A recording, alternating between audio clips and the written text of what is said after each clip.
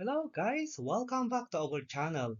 Day 160 of the 2025-2026 NBA regular season, April 7, 2026. The New York Knicks edged the Hawks 108-105 after quick review wipes out McCollum's half-court buzzer beater. CJ McCollum's half-court shot at the buzzer was ruled no good after a review and the New York Knicks held off the Atlanta Hawks. Jalen Brunson made two free throws with 1.2 seconds left to give New York a three-point lead. McCollum took an inbound pass near the free throw line and took the two dribbles before launching a shot that went in, but replay showed that ball was still in his hands as time expired. Brunson led the New York Knicks with 30 points and 13 assists, and Karl Anthony Towns had 21 points and 12 rebounds and 6 assists. MVP chants erupted in State Farm Arena as a 17-point fourth quarter from Brunson carried New York's to its 51st win of the season.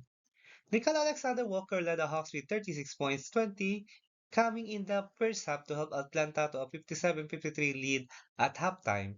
Jalen Johnson notched his 48th double-double of the season for Atlanta with 21 points, 11 rebounds.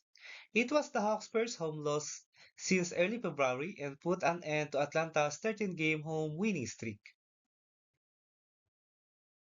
Magic turned back the Pistons 123-107. Paulo Banchero scored 31 points. Desmond Bain added 25 and the Orlando Magic beat the Detroit Pistons. Jalen Suggs had 12 points, 12 assists, 6 rebounds, and 3 steals for the Magic, who won for the fourth time in 5 games. Jalen Doran and Dennis Jenkins scored 18 points apiece for Detroit. Having clinched the top playoff spot in the Eastern Conference last Saturday, the Pistons were without 8 players, including Tobias Harris, Duncan Robinson, Caris LeVert, and All-Star Cade Cunningham, who missed his 11th straight game with a collapsed lung. The Magic, playing for position in the packed middle of the Eastern Conference standings, keep alive their chances of finishing as high as 6th. With 3 games remaining in the regular season, Orlando could also finish as low as 10th. Cavaliers beat Memphis Grizzlies 142-126 as Grizzlies matched NBA single-game record with 29 three-pointers. Evan Mobley scored 24 points. Dennis Schroeder had 22 points and 11 assists, and the Cleveland Cavaliers beat the Memphis Grizzlies despite the Grizzlies tying the NBA single-game record with 29 three-pointers. Cleveland reached 50 wins for the second straight season and 14th overall. Cleveland trailed by as many as 17 points in the first half before using a 31-12 run to lead 68-64 at the break. Keon Ellis scored 16 points in the first half, and Mobley and Schroeder each added 12 points. Schroeder also had 8 assists. Oliver Maxim Prosper scored 24 points for Memphis, which finished 13-27 at home this season. Lucas Williamson added 5 three-pointers and 17 points. Memphis shot 29 for 59 from beyond the arc, with all 9 Grizzlies making a three-pointer. Memphis' franchise record for three-point shooting matched the NBA mark of 29 shared by the Milwaukee Bucks versus Miami last December 29, 2020, and the Boston Celtics versus New York Knicks last October 22, 2024. Adama Val broke Memphis' franchise record on the 28th mark with 3 minutes and 25 seconds left and added another one at 1 minute and 41 seconds left.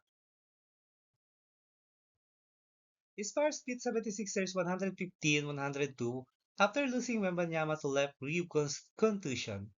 Estefan Cassell had 19 points, 13 assists, and 10 rebounds in the San Antonio Spurs held on to beat the Philadelphia 76ers after Victor Wembanyama left in the first half due to left rib contusion. Wembanyama's status for the final week of the regular season is unknown.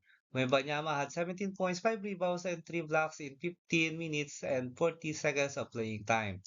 It constitutes an official game per the NBA guidelines, which allow two exceptions of 15 to 19 and 59 minutes to count toward the league required minimum of 65 games played for an award eligibility. Luke Cornett, who started the second half in place of Wembanyama, had 10 points and 3 rebounds.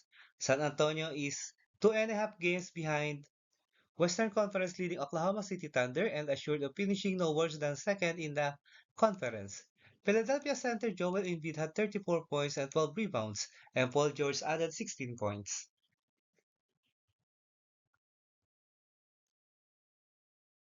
Jokic rallies Nuggets versus Blazers to move Denver into third seed. Nikola Jokic had 35 points, 14 rebounds, and 13 assists, and the Denver Nuggets rallied from a 16-point deficit in the fourth quarter to beat the Portland Trail Blazers 137-132 in overtime. Denver moved into third place in the Western Conference with his season-high 90 straight win. Jokic recorded his 33rd triple-double, and Jamal Murray he scored 7 of his 20 points in overtime, and Aaron Gordon contributed 23 points, 10 rebounds, 5 assists to move the Nuggets a half game ahead of the Los Angeles Lakers. Denver overcame 30 points from Tomani Kamara, who hit 8 of the Blazers' franchise record 25 three-pointers. Denny Abdiha added 26 points and was 13 of 14 from the line to help the Portland build a 150-99 lead with 8 minutes and 13 seconds left in the fourth. Portland had its three-game winning streak stopped and dropped into ninth in the West, a half game behind the Los Angeles Clippers. And now let's proceed to the NBA regular season games scheduled on April 8, 2026.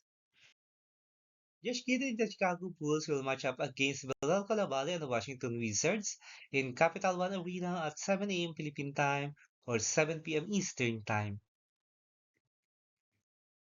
Julius Randle and the Minnesota Timberwolves will try to be back in the win column to solidify their playoff position as they play the already eliminated Indiana Pacers, led by Pascal Siakam, in Greenwich Fieldhouse at 7 a.m. Philippine time or 7 p.m. Eastern time. Nick Claxton and the Brooklyn Nets will battle Ryan Rollins and the Milwaukee Bucks in Barclays Center at 7:30 a.m. Philippine time or 7:30 p.m. Eastern time.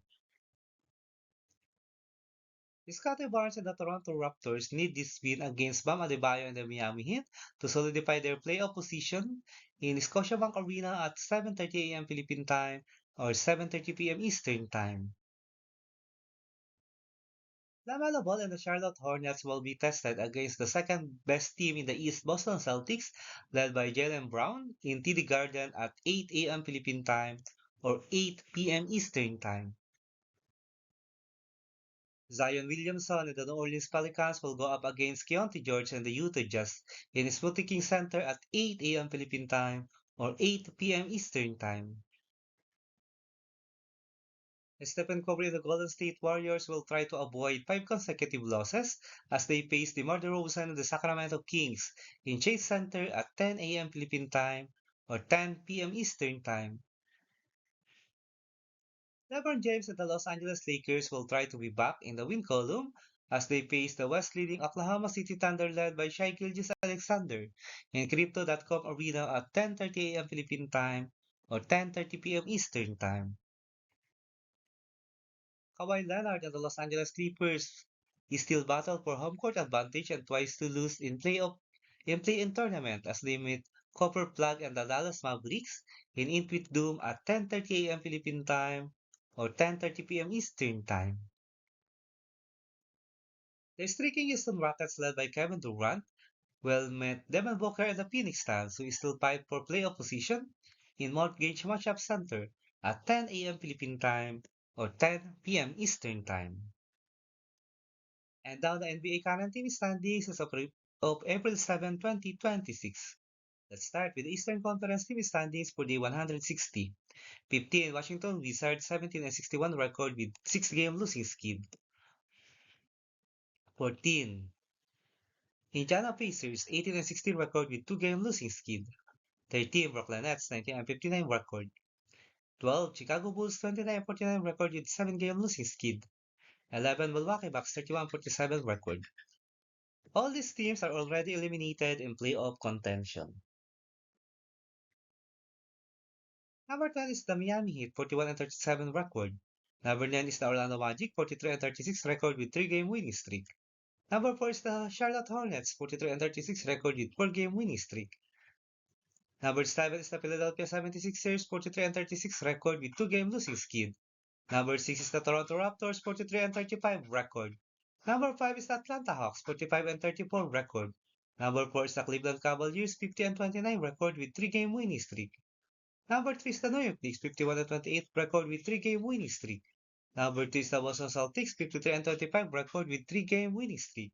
And the best team in the Eastern Conference is Detroit Pistons, 53 wins with 22 losses.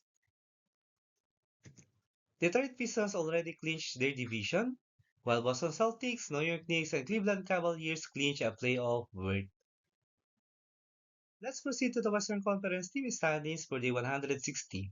15. Utah Jazz 21-58 record with 9-game losing skid. 14. Sacramento Kings 21-58 record. 13. Memphis Grizzlies 25-54 record with 5-game losing skid. 12. New Orleans Pelicans 25-54 record with 8-game losing skid. 11. Dallas Mavericks 25-53 record. All these teams are already eliminated in playoff contention. Number 10 is the Golden State Warriors, 36-42 record with 4-game losing skid. Number 9 is the Portland Trail Blazers, 40-39 record. Number 8 is the Los Angeles Clippers, 40-38 record. Number 7 is the Phoenix Suns, 43-35 record. Number 6 is the Minnesota Timberwolves, 46-32 record with 3-game losing skid. Number 5 is Houston Rockets, 49-29 record with 6-game winning streak. Number 4 is the Los Angeles Lakers, 50-28 record with 2-game losing skid. Number 3 is the Denver Nuggets, 51-28 record with 9-game winning streak. Number 2 is the San Antonio Spurs, 60-19 record. And the best team in the Western Conference is the Oklahoma City Thunder, 62 wins with 16 losses and has 5-game winning streak. Oklahoma City Thunder, San Antonio Spurs, and the Los Angeles Lakers already clinched their division, while Denver Nuggets and Houston Rockets clinched a playoff berth. Golden State Warriors, Portland Trail Blazers, and Los Angeles Clippers clinch a play-in berth. If you like this kind of content, don't forget to subscribe and leave a like to help our channel grow. Thank you so much, everyone. See you in the next video.